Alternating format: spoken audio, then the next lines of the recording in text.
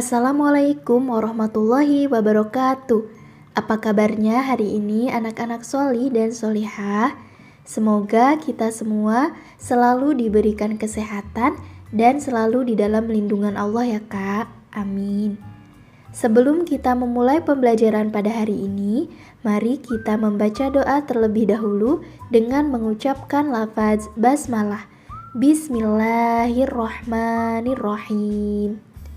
Baik Kak, pada hari ini kita akan belajar tematik tema 1G, subtema 1 pada pembelajaran 1. Muatan pembelajaran Bahasa Indonesia, SBDP, dan PKN. Untuk itu Kak, silahkan disimak video pembelajaran berikut ini ya. Materi yang pertama adalah memahami kosakata tentang benda hidup dan benda tak hidup. Jadi Kak, ada berbagai benda di sekitar kita. Ada benda hidup dan benda tak hidup. Benda hidup disebut juga makhluk hidup. Nah, apa sih ciri-ciri dari makhluk hidup? Yang pertama, makhluk hidup itu mengalami pertumbuhan. Yang kedua, makhluk hidup dapat bergerak sendiri. Yang ketiga, makhluk hidup memerlukan makanan. Jadi Kak, makhluk hidup itu berbeda dengan benda tak hidup ya. Sedangkan ciri-ciri dari benda tak hidup adalah yang pertama, benda tak hidup tidak dapat tumbuh. Yang kedua, benda tak hidup tidak dapat bergerak sendiri. Dan yang ketiga, benda tak hidup tidak memerlukan makanan. Silahkan kalian amati gambar tersebut. Kira-kira manakah yang termasuk makhluk hidup? Oke, betul, yang termasuk makhluk hidup ada manusia, kucing, kupu-kupu, burung, pohon, dan tumbuhan. Sedangkan manakah yang termasuk benda tidak hidup? Oke, betul, terdapat kursi, tempat bermain anak-anak, dan bola. Jadi Kak, jika benda tidak hidup itu tidak dapat bergerak sendiri jika tidak ada yang menggerakkan. Sekarang mari kita amati pada halaman 3. Nina dan Deli bermain di taman bermain.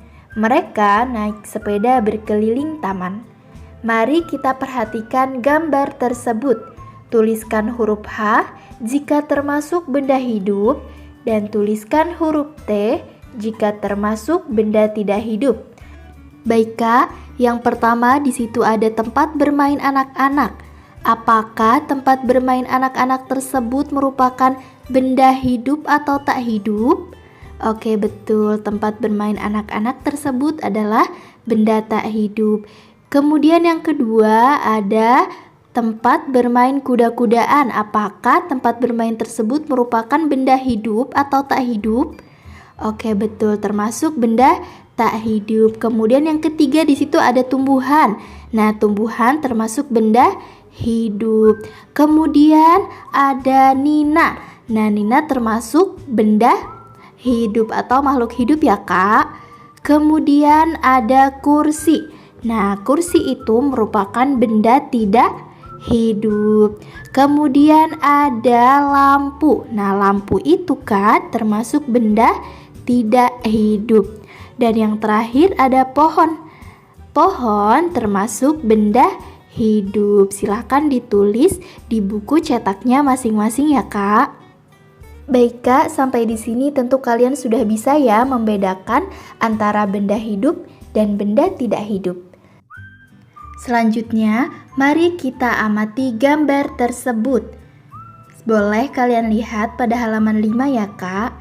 Nina dan Deli bermain sambil belajar.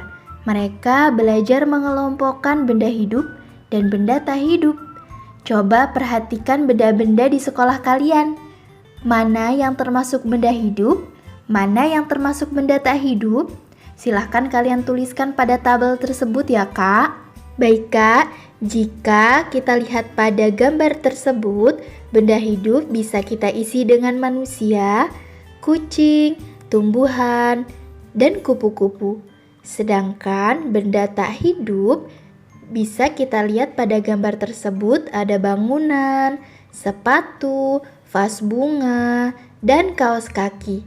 Silahkan kalian tulis di buku cetaknya masing-masing ya Kak. Materi selanjutnya adalah membedakan bunyi panjang dan bunyi pendek. Saat menyanyikan sebuah lagu, kita harus memperhatikan panjang dan pendek bunyi. Kita dapat menghitung panjang pendek bunyi berdasarkan ketukan. Perhatikan tanda ketukan berikut ini ya Kak. Jika bertuliskan bintang atau strip pendek, berarti bunyinya pendek atau ketukannya pendek.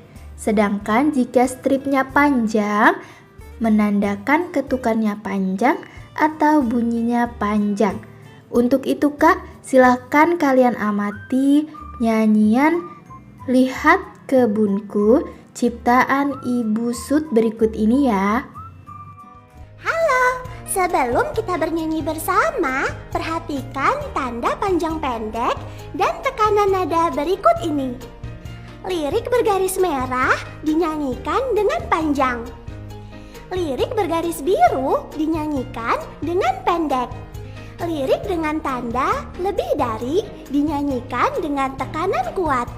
Lirik dengan tanda kurang dari dinyanyikan dengan tekanan lemah. Yuk kita mulai bernyanyi.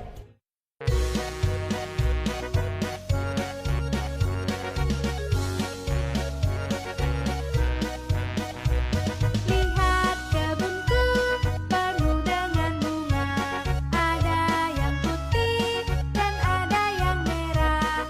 Setiap hari ku siram semua, mawar melati semuanya indah. Baik Kak, sampai di sini tentu kalian sudah paham ya cara menyanyikan sebuah lagu dengan memperhatikan panjang dan pendeknya bunyi. Materi selanjutnya adalah sila keempat Pancasila. Nina dan Deli mengelompokkan benda tak hidup di kelas. Ada lambang Garuda, kursi, meja, dan papan tulis. Lambang Garuda itu Kak termasuk benda tak hidup. Silahkan kita perhatikan perisai pada burung Garuda tersebut. Terdapat lambang sila-sila Pancasila, misalnya lambang sila keempat. Apa ya Kak kira-kira lambang dari sila keempat? Oke betul, lambang sila keempat adalah kepala banteng. Sedangkan bunyi sila keempat Pancasila itu apa ya Kak? Oke betul Kak, bunyinya adalah kerakyatan yang dipimpin oleh hikmat kebijaksanaan dalam permusyawaratan perwakilan. Nah Kak, tentu kalian masih ingat ya Kak, bunyi sila-sila Pancasila dari sila pertama sampai sila kelima beserta lambangnya. Baik Kak, cukup sekian materi pembelajaran kita pada hari ini. Semoga dapat difahami dan dimengerti. Untuk evaluasi pembelajarannya, silakan kalian kerjakan latihan soal halaman 7, nomor 1 dan 2. Tetapi tidak perlu dikirimkan kepada Bu Resti ya Kak. Baik, untuk itu, marilah kita akhiri pembelajaran hari ini dengan mengucapkan lafaz hamdalah. Alhamdulillahirabbil alamin. Bu Resti tutup ya Kak. Wassalamualaikum warahmatullahi wabarakatuh.